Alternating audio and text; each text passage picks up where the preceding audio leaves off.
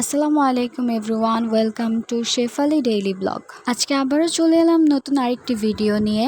আজকের ভিডিওটি হলো আম্মুর রান্না করা গরুর ফেফসা ভুনার রেসিপির।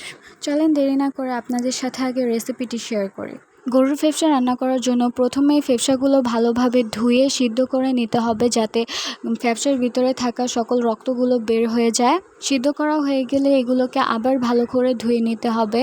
তারপর রান্না করার জন্য লাগবে পেঁয়াজ কুচি, কাঁচামরিচ কুচি, আদা রসুন বাটা, পরিমাণ মতো হলুদের গুঁড়া আর মরিচের গুঁড়া, পরিমাণ মতো লবণ আর পরিমাণ মতো রাঁধুনি গরু মশলা। আমার নিজের হাতে তৈরি একটি মশলা ব্যবহার করেছে, যেটার নাম আমি জানি না। এই মশলাটা না দিলেও চলবে। তারপর দিয়ে দিয়েছিল পরিমাণ মতো তেল, দিয়েই ভালোভাবে মেখে নিয়েছিল। মেখে নেওয়া হয়ে গেলে যে রান্না করার জন্য চুলার মধ্যে হাঁড়িটা বসিয়ে দিয়েছিল। চুলার আঁচ একদম হাই রেখে ঢাকা দিয়ে ভালোভাবে কষিয়ে নিয়েছিল। কষিয়ে নেওয়া হয়ে গেলে ঢাকনাটা তুলে ভালোভাবে নেড়ে নিয়েছিল।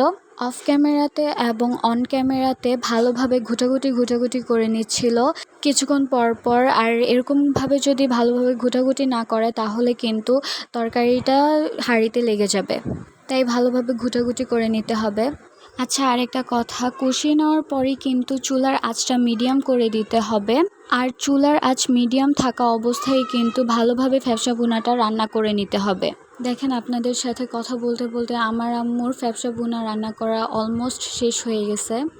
এভাবেই কিন্তু ফ্যাপসা ভুনাটা রান্না করলে অনেক মজা হয়। আমার আম্মুর রান্না করাও শেষ আর আমি খেতেও বসে পড়ছি।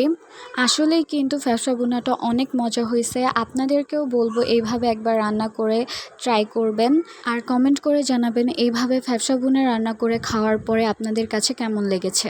আজকের ভিডিওটি যদি ভালো লাগে অবশ্যই একটি লাইক করে দিবেন। লাইক করতে একদমই কিপটামো করবেন না।